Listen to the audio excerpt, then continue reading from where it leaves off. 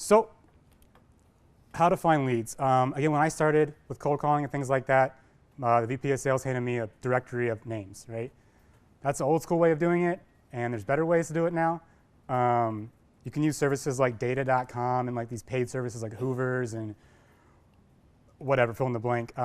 But the downside is you have to pay for them, and it could be expensive. When I've exclusively used LinkedIn and Google to find prospects. So I don't have any paid services, and it's been pretty effective for me. So I'm going to go over how to use LinkedIn, how to use Google, and there's a tool called Fiverr, because lead generation sometimes is boring and sucks, and you can outsource some of that once you give them a direction. So I'll talk about that in a second here. So how to find leads. I'm going to go over how to find one lead. So we're going to get nitty-gritty with how to find the lead, and then we're going to go over how to find lists. So the first thing you want to do is you want to find a name of a person. This is like a lot of B2B stuff, so if you're not B2B, this may not be super helpful, but finding names. So one way you can find a name of a person that you want to do business with, you want to email or cold call, whatever, let's look at the company's website. So for instance, I'm going to go to Percheron.com, and as you can see, they have an About section, leadership, and you get all these names of executives. A local company, and I'm pulling this up because I heard it on a podcast recently. It's a pretty cool company that does recycling, but they, on their contact page, have email addresses for their employees and the names, things like that. So one way to generate leads is just look at the company's website. Another way is to use LinkedIn. And so if you know the business that you're trying to target, go into Google. What I do is I always Google the name plus LinkedIn. You could go straight to LinkedIn and just search the company's name. But if they have more than one listing, or I don't know, I just find this way to be a lot more effective and efficient. So I search the company's name plus LinkedIn. This is Percheron again. And then you can go to all of their employees. If you're working internationally and they have like just thousands of employees, you might want to click on United States only, just to kind of narrow the list down. Especially if you're like trying to find like a VP of sales, and there's VPs of sales all across the world. You might want to limit down to United States. And then what I do is I use this advanced tool. So, and then if I know I'm trying to find like a right-of-way manager, or like if I know the title of the person or the type of person I'm trying to find, I'll use this keywords tool. You can also use the name and first name, last name, but obviously you don't know the name, so this is kind of not helpful. And you could also just use the title, but I find that the keywords tool is more of a shotgun approach. So whether they have somewhere in their description on their profile it says like CFO, maybe it's not their exact title, but somewhere in their profile it says CFO, I'll be able to find them using the keywords tool instead of the title tool. So I'll just do right of way, and you'll see I'll go list the people's names, like Barbara here, who's a senior right of way agent at Percheron, so on and so forth. Sometimes people hide their names on the listing here, and one way that I found to get around that is I will copy their title and just like paste it into Google, and then add the words like LinkedIn, and usually that just like directs me right to their profile. So if they did hide it in the LinkedIn search results, it's probably not going to be hidden in the Google search results. So I can find, oh look, it's Barbara right there. I can go straight to her page. Does that make sense? So Google, I mean, obviously LinkedIn's trying to make money by making you pay for their premium services to get information like a name if it's hidden, but there are workarounds if you're willing to work for it. So good to keep in mind. And then finally, if you're doing local businesses, maybe you are incredibly small and they maybe don't have a LinkedIn page, you can use the Better Business Bureau, which is something I found more helpful recently as I have my company.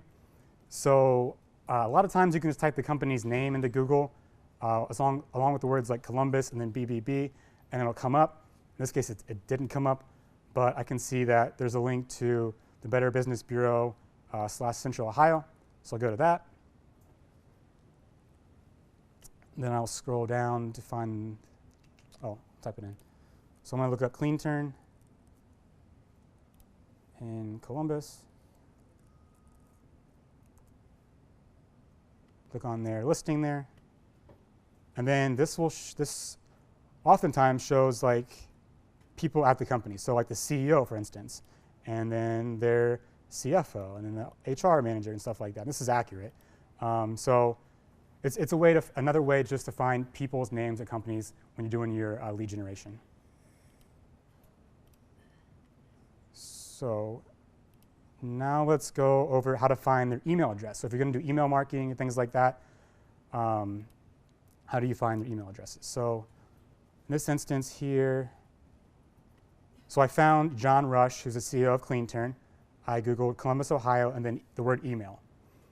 As you can see here, Mr. John Rush has his email address and listing on the Franklinton Board of Trade.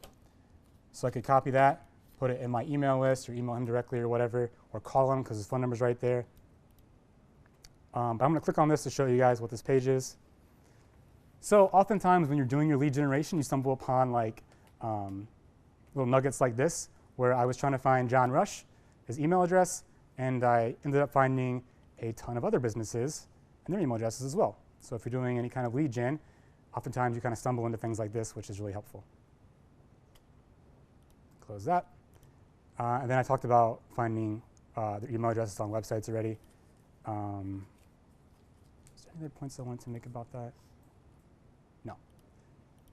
Okay, so that's how you find leads if you're doing one person, if you're hunting for one person. Now let's talk about getting a list. So we're going to use lists for our email campaigns and our cold calling and stuff like that. So even if you did find one person, you're going to make this list anyways. But what I found is if you just Google, like, for instance, a lot of people that I know want to work with contractors in Columbus for some reason. That's like a hot prospect for a lot of people. So I searched the word construction companies associations in Columbus. So just like search Google for lists of your prospects, you know? And what you'll see here is that there's a few. So there's the Ohio Contractors Association and then the AGS of Ohio. I'm going to click on this. And a lot of times in these association websites, whether it be like an association specific like this or like a Chamber of Commerce, they have their directories. So you go to their directory. In this case, it's all Ohio, so I'm going to specify Columbus. Go to find. And this list is gold. So this list gives me their name, the company name, their actual name, and then their email address. So I have to do no work here. This is exactly what you want to find when you Google lists. Yeah. What did you Google to come to this list? What did I Google? Yeah, what was the initial Google search? So initial Google search was construction company associations in Columbus. And then I found these couple ones here. Went to the membership directory, Columbus, find. Yeah. You could also search groups. For instance, ECDI is a big organization here in Columbus. I used them to prospect before. I went to their directory, and they have 591 companies listed in the directory. That's a ton of people, right? Ton of prospects. If you're marketing locally, this is gold. In this situation, though, it's not as easy as copying and pasting into Excel sheet. You have to actually click on the company here and copy their email address, and then put it in a spreadsheet.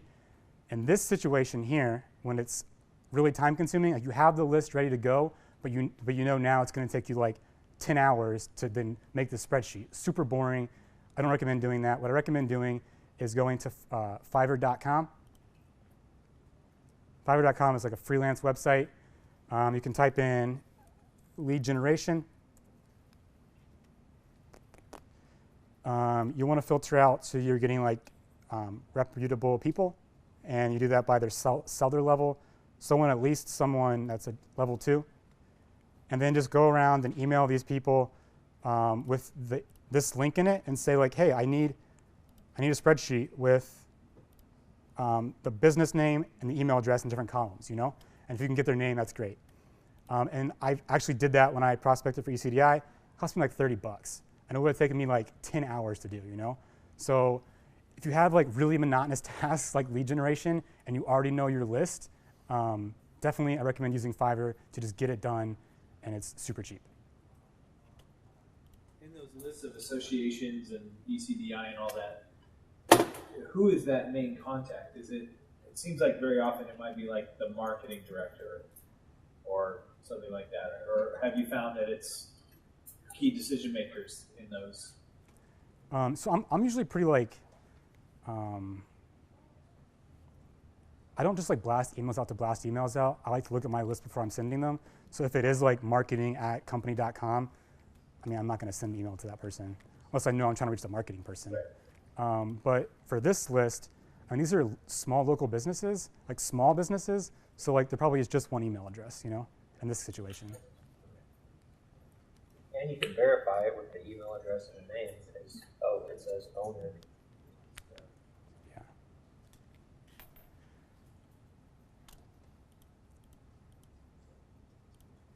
And I Yeah. one recommendation: don't do your SEO on Fiverr. That's all I gotta say.